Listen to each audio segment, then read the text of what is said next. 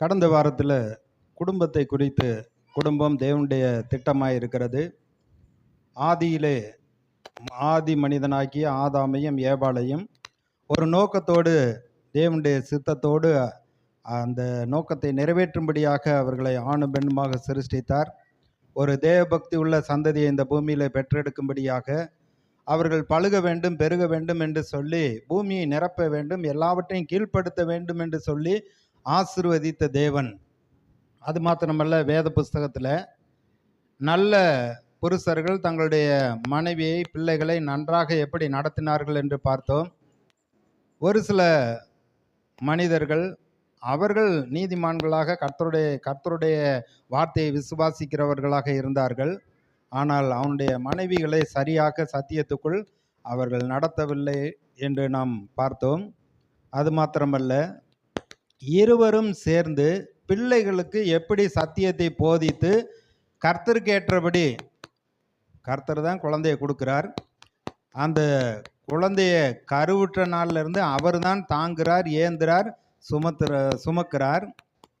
அந்த குழந்தை வளர வளர வளர ஆண்டவருடைய வார்த்தையை நாம் தான் போதித்து, பெற்றோர் தான் போதித்து அவர்களை இரட்சிப்புக்குள் நடத்தி, தேவன் பேரில் வைக்கிற விசுவாசத்துக்குள் நடத்தி, ஒரு தெய்வ பயத்துக்குள், கீழ்ப்படிதலுக்குள் நடத்தி, அப்படி நடத்திட்டோம்னா பிள்ளையானவனை நடத்த வேண்டிய வழியில நடத்து, அவன் முதிர் வயதிலும் விடாதிருப்பான்.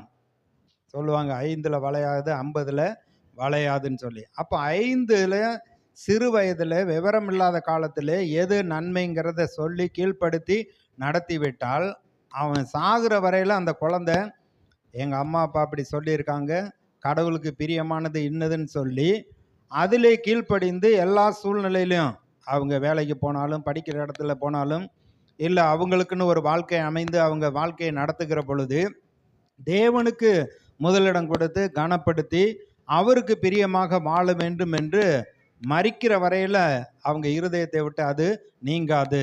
அப்படி நடத்த வேண்டும் என்று கடந்த வாரத்தில் நம்ம வேதத்திலிருந்து நம்ம தியானித்தோம். இன்றைக்கு குடும்பத்தை குறித்ததான காரியத்தில் 2வது பகுதியாக ஆதியாகமம் 1 அதிகாரத்தில்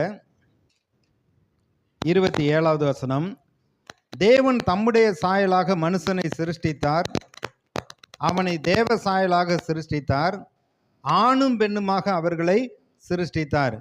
அப்ப மனிதனை உண்டாக்குற பொழுது அவருடைய சாயல்ல, அவருடைய ரூபத்தின்படி ஆணும் பெண்ணுமாக மனிதனை சிருஷ்டித்தார். அங்கே அப்படி சொல்லிட்டு 2வது அதிகாரத்தில் மனுஷனை எப்படி உண்டாக்கினார், அதே போல மனுஷியை அவனுடைய விலா எலும்பை எடுத்து மனுஷியாக உண்டாக்கினார் என்று சொல்லப்பட்டிருக்கிறது. 22வது அதிகாரத்தில் 21வது வசனம், அப்பொழுது தேவனாகிய கர்த்தர் ஆதாமுக்கு அயர்ந்த நித்திரையை வரப்பண்ணினார், அவன் நித்திரை அடைந்தான், அவர் விலா எலும்புகளில் ஒன்றை எடுத்து அந்த இடத்தை சதையால் அடைத்தார். தேவனாகிய கர்த்தர் தாம் மனுஷனில் எடுத்த விலா எலும்பை மனுஷியாக உருவாக்கி அவளை மனுஷனிடத்தில் கொண்டு வந்தார். அவர் விலா எலும்பினால மனுஷியை உண்டாக்கி கர்த்தர் அவனிடத்துல கொண்டு வர்றப்ப இவன் ஆழ்ந்த நித்திரையில இருந்தான். எழுப்பி முன்னாடி காமிச்ச உடனே அவன் என்ன சொல்றான், அப்பொழுது ஆதாம், இவள் என் எலும்பில் எலும்பும் என் மாம்சத்தில் மாம்சமாய் இருக்கிறாள், இவள் மனுஷனில் எடுக்கப்பட்டபடியால் மனுஷி எனப்படுவாள் என்றான். இதன் நிமித்தம் புருஷன் தன் தகப்பனையும் தன் தாயையும் விட்டு தன் மனைவியோடு இசைந்திருப்பான், அவர்கள் ஒரே மாம்சமாய் இருப்பார்கள். இங்கே சொல்லப்பட்டிருக்கிறது, மனிதனுக்கு, புருஷனுக்கு ஒரு அறிவுரை இங்கே சொல்லுகிறார். இவர் தான் தாயும் தகப்பனுமா இருந்து ஏதேன் தோட்டத்தில் ஆதாம் ஏவாளுக்கு அவங்க அம்மா அப்பாவெல்லாம் அப்படியெல்லாம் கிடையாது. இவர் தான், கர்த்தர் தான் தகப்பன். ஆனால் பின்னாளிலே வரக்கூடிய சந்ததி தேவனுக்கு கனப்படுத்தி தேவனை மகிமைப்படுத்தி ஒரு தேவபக்தி உள்ள சந்ததியாக வாழணும் அப்படின்னா அவர்களுக்கு அழைக்கப்பட்ட கொடுக்கப்பட்டிருக்க அந்த பூமிக்குரிய வாழ்க்கையில் கணவனும் மனைவியுமாக, இதை நிமித்தம் ஏன் அப்படின்னா இவனுடைய சரீரத்திலிருந்து எடுக்கப்பட்ட விலா எலும்பினால் உண்டாக்கப்பட்ட மனுஷி, அப்ப அவர்கள் ஒரே மாம்சமாய் இருப்பார்கள் என்று சொல்லப்பட்டிருக்கிறது. அவர்கள் ஒன்றாய் இருப்பார்கள். இதை நிமித்தம் புருஷனானவன் தன் தகப்பனையும் தன் தாயை விட்டு மனைவியோடு இசைந்திருப்பார்கள். சொல்லுவாங்க, அந்த பயலை பாரு, கல்யாணம் முடித்தேன், மனைவின்னு மனைவி சொல்கிறத கேட்டுக்கிட்டே இருக்கேன் அப்படின்னு. பெற்றோருக்கு கொஞ்சம் கோபமாக தெரியுது. ஆனால் உண்மையிலே கடவுள் அப்படி தான் சொல்கிறாரு.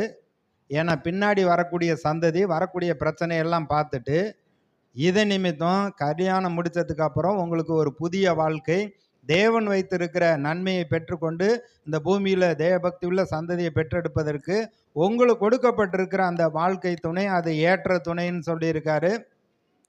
அப்போ இருவரும் ஒன்றாய் இருந்து வாழ்க்கை வாழ வேண்டும். அதனால் எங்கள் அம்மா சொன்னாங்க, எங்கள் அப்பா சொன்னாங்கன்னு அதை அப்படித்தான் செய்யணும்ட்டு அப்படியெல்லாம் கிடையாது. மனைவியோடைய ஆலோசனை கேட்கணும். மனைவியை துணையாக கொடுத்துருக்கிறார். மனைவி உதவியால். அதனால் இருவரும் சேர்ந்து காரியங்களை செய்ய வேண்டும். சரி, புருஷனுக்கு மனுஷனுக்கு பின்னாடி வரக்கூடிய சந்ததிக்கு உங்கள் அம்மா அப்பாவை விட்டுட்டு நீங்கள் தனியாக தான் கர்த்தரோட ஐக்கியமாக இருக்கணும், ஒருமனப்பட்டு ஜெபிக்கணும், கடவுள் என்ன சொல்கிறாருங்கிறத கேட்டு 2 பேரும் சேர்ந்து தீர்மானித்து உங்கள் வாழ்க்கையை வாழணுங்கிறத அங்கே சொல்லிட்டார். சங்கீதத்தில் தாவீது சொல்கிறாரு, 45வது சங்கீதம், அதாவது மனைவிக்கு இல்லை பெண்ணுக்கு ஆண்டவர் சொல்லக்கூடிய ஒரு ஆலோசனை. 45வது சங்கீதத்தில் 10-11வது வசனம், குமாரத்தியே கேள், நீ உன் செவியை சாய்த்து சிந்தித்துக்கொள், உன் ஜனத்தையும் உன் தகப்பன் வீட்டையும் மறந்து விடு, அப்பொழுது ராஜா உன் அழகில் பிரியப்படுவார், அவர் உன் ஆண்டவர் ஆகையால் அவரை பணிந்துகொள். என்ன ரொம்ப தெளிவாக ஆண்டவர் சொல்லி இருக்கிறார். உன்னுடைய தகப்பனுடைய வீட்டை மறந்து விடு, அப்போ தான் உன் ராஜா, அதாவது நீ ராணி, உன் கணவர் ராஜா, உன் அழகில் பிரியப்படுவார், அவர் உன் ஆண்டவர் ஆகையால் அவரை பணிந்துகொள். அதாவது பணிந்துகொள்னா இந்த இங்கே மாதிரி அப்படி இல்லை, அந்த அளவுக்கு கன மரியாதை கொடுத்து வாழ வேண்டும். இப்போ நம்ம வாசித்த எபேசியர் 5வது அதிகாரத்தில் 33வது வசனத்தில் சொல்லப்பட்டிருக்கு, புருஷன் மனைவியிடத்தில் அன்பு கூற கடவன், மனைவியும் புருஷனிடத்தில் பயபக்தியாக இருக்க கடவுள். பயபக்தின்னா ஐயோ அவர் அடிச்சு விடுவார், நம்மளை விரட்டி விட்டுருவார் அப்படின்னு பயந்துக்கிட்டு கிடையாது. நீதிமொழிகள் 1:7 சொல்லப்பட்டிருக்கு, அங்கே கர்த்தருக்கு பயப்படுதலே ஞானத்தின் ஆரம்பம். அப்போ கர்த்தரை கனம் பண்ணுகிறது போல இன்னும் பின்னாடி வசனமெல்லாம் சொல்லி இருக்கிறது, தெய்வ பயத்தோடு ஒருவருக்கொருவர் கீழ்ப்படிந்திருங்கள். தெய்வ பயத்தோடுங்கிறப்ப தேவனுக்கு எப்படி நம்ம கன மரியாதை செலுத்துகிறோமோ அதுபோல நம்ம ஒருவருக்கொருவர் கீழ்ப்படிய வேண்டும் என்று சொல்லுகிறார். 2 பேத்துக்குமே சொல்கிறார், அம்மா அப்பாவே இல்லை, இவர் தான் அம்மா அப்பா. ஆனால் பின்னாடி வரப்போகிற சந்ததிக்கு ஆதி ஆகமத்தில் புருஷனுக்கு சொல்லிட்டாரு. சங்கீதம் 45ல் தாவீது சொல்கிறாரு, சீயோன் குமாரத்தியே உன் தகப்பனுடைய வீட்டை மறந்து விடு. ஆனால் பொதுவாக பிள்ளைங்க என்ன செய்யும், எங்கள் அப்பா அதை செய்வார் இதை செய்வார் அப்படின்லாம் சொல்லிக்குவாங்க. அதெல்லாம் சொல்லக்கூடாது. கணவனும் அதுக்கேற்றா போல் அப்பா வீட்டு நினப்பு வராத அளவுக்கு மனைவியை போஷிக்க வேண்டும், பாதுகாக்க வேண்டும், செய்ய வேண்டிய கடமைகளை எல்லாம் செய்கிற பொழுது அங்கே வீட்டு நினைப்பே வராது. ஏன்னா அந்த அளவுக்கு பார்த்து கொள்ள வேண்டும். இன்றைக்கி உலகத்தில் பெற்றோர் பார்க்குறாங்க, பிள்ளை வீட்டுக்கு வருது அப்படின்னா அது உண்மையிலே இருதயத்தில் சந்தோஷமாக இருக்கான், நல்லா சாப்பிட்டு வெயிட்டெல்லாம் நல்லா போட்டிருக்கான், அதை பார்க்குறாங்க. அப்படி இல்லை அப்படிங்கிறப்ப அங்கே ஏதோ பிரச்சனை இருக்கிறது, ஆவிக்குரிய பிரச்சனை இருக்குது, சரீர பிரகாரமாகவும் பிரச்சனை இருக்கிறது, குடும்ப வாழ்க்கை சந்தோஷமாக இல்லைங்கிறது நன்றாக தெரியும். அப்போ அதே இது ஒரு மகிழ்ச்சியாக சந்தோஷமாக கர்த்தரை கனப்படுத்தி அப்படி மகிழ்ச்சியாக இருக்கிற பிள்ளையும் அதையும் பார்த்தாவே நமக்கு நல்லா தெரியும். ஆனால் பெற்றோர், அதாவது புருஷனானவன் தகப்பன் தாயை விட்டுட்டு அவங்க சொல்கிறதெல்லாம் கேட்காம இவங்க கர்த்தர் என்ன சொல்கிறாருன்னு கேட்டு செய்ய வேண்டும். மனைவியும் பெற்றோர் சொல்கிறதெல்லாம் கேட்காம நல்ல ஆலோசனை சொன்னாங்கன்னா அதை கேட்டுக்கணும். ஆனால் எல்லாத்துக்கும் எங்கள் அப்பா அப்படின்னு சொல்லக்கூடாது. இப்படி வாழ வேண்டும் என்று தான் தேவன் சொல்லி இருக்கிறார். இன்றைக்கு என்ன செஞ்சிடறாங்க, மனைவி நான் எங்கள் அப்பா வீட்டுக்கு போயிட்டு வரேன்னு போயிடுறாங்க, மாதத்தில் 15 நாள் அங்கே இருப்பேன் அப்படின்னு. அப்படியெல்லாம் இருக்கக்கூடாது. வேதம் என்ன சொல்லுகிறது என்றால், அப்போஸ்தலனாகிய பவுல் அப்போஸ்தலனாகிய பவுல் கொரிந்து சபைக்கு அவர் கொரிந்து சபைக்கு எழுதுகிறப்ப 1 கொரிந்தியர் 7வது அதிகாரம் நல்ல ஒரு ஆலோசனை சொல்லுகிறார். ரட்சிக்கப்பட்ட கர்த்தருடைய பிள்ளைகளுக்கு ஆலோசனை சொல்லுகிறார். நீங்கள் எனக்கு எழுதின காரியங்களை குறித்து நான் எழுதுகிற என்னவென்றால், ஸ்திரியை தொடாமல் இருக்கிறது மனுஷனுக்கு நல்லது, அதனால் கல்யாணமே பண்ணக்கூடாது, அதான் நல்லதுங்கிற அந்த எண்டுக்கு போகக்கூடாது. ஆகிலும் வேசித்தனம் இராதபடிக்கு அவனவன் தன் சொந்த மனைவியையும் அவளவள் தன் சொந்த புருஷனையும் உடையவர்களாய் இருக்க வேண்டும். புருஷன் தன் மனைவிக்கு செய்ய வேண்டிய கடமையை செய்ய கடவன், அப்படியே மனைவியும் தன் புருஷனுக்கு செய்ய கடவள். மனைவியானவள் தன் சுய சரீரத்துக்கு அதிகாரி அல்ல, புருஷனே அதற்கு அதிகாரி. அப்படியே புருஷனும் தன் சுய சரீரத்துக்கு அதிகாரி அல்ல, மனைவியே அதற்கு அதிகாரி.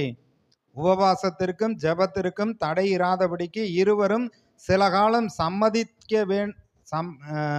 காலம் பிரிந்திருக்க வேண்டும் என்று சம்மதித்தாலன்றி ஒருவரை விட்டு ஒருவர் பிரியாதிருங்கள். உங்களுக்கு விரதத்துவம் இல்லாமையால் சாத்தான் உங்களை தூண்டி விடாதபடிக்கு மறுபடியும் கூடி வாழுங்கள். என்ன அப்படின்னா, அங்கே குடும்பத்தில் கணவருடைய எதிர்பார்ப்பு, மனைவியோட எதிர்பார்ப்பு. இங்கே வேத வாக்கியம் என்ன சொல்லுகிறதோ அதை சரியாக புரிந்து கொண்டோமானால் நமக்குள்ள பிரச்சனையே வராது. அவர் சபைக்கு அவர் தலைவராக இருக்கிறார், நம்ம எல்லாம் கிறிஸ்துவின் அபயமாக இருக்கிறோம். எங்கேயும் சொல்லப்பட்டிருக்கு, மனைவியோடைய சரீரத்துக்கு அதிகாரி யாரு? புருஷன். புருஷனுடைய சரீரத்துக்கு அதிகாரி யாரு? மனைவி. அப்போ புருஷன் என்ன செய்யணும்? என் சரீரம் சுகம் இல்லாமல் இருக்குது, அதை சுகமாக்குறதுக்கு என்ன செய்யணும்? இப்போ நமக்கு சாப்பாடு வேணும்னா நம்ம மாட்டில் எடுத்து போட்டு சாப்பிட்டுக்கிறோம். எனக்கு நான் தூக்கம் கட்டுருக்கு, நான் தூங்கணும்னு போய் தூங்கிக்கிறோம். இல்லை எனக்கு இதெல்லாம் பிடிக்குது அப்படின்ட்டு நம்ம வாங்கி உடுத்திக்கிறோம். எனக்கு இதெல்லாம் பார்க்க பிடிக்குதுன்ட்டு பார்க்குறோம். ஆனால் அடுத்த நபரையும் பார்க்க வேண்டும். அதுதான் சொல்லிட்டாரு, உங்கள் சரீரத்துக்கு அதிகாரி அவங்க சரீரத்துக்கு அதிகாரி நீங்கள். அப்போ அதிகாரியாக இருக்கிற ஆள் அடுத்த நபரை, இது ஏன் சரீரம், அதுக்கு நான் செய்ய வேண்டிய கணத்தை செய்ய வேண்டும். இந்த மாதிரி உபவாசத்துக்கும் ஜபத்துக்கும் 2 பேரும் முடிவு பண்ணி சம்மதித்தாலன்றி ஒருவரை விட்டு ஒருவர் பிரியாதிருங்கள். ஏன்னா அங்கே 2 கொரிந்தியர் 12வது அதிகாரத்தில் பார்க்குறோம், சாத்தான் ஏவாளை வஞ்சித்தது போல உங்கள் மனதும் கிறிஸ்துவை பற்றிய அன்பில் இருந்து கிறிஸ்துவை பற்றிய உண்மை நின்று கெடுக்கப்படுமோ என்று நான் பயந்திருக்கிறேன் என்று பவுல் சொல்லுகிறார். அப்போ கெடுக்கக்கூடிய தீமையான காரியங்கள் நம்முடைய வாழ்க்கையில் வருகிறதற்கு இடம் கொடுக்கக்கூடாது.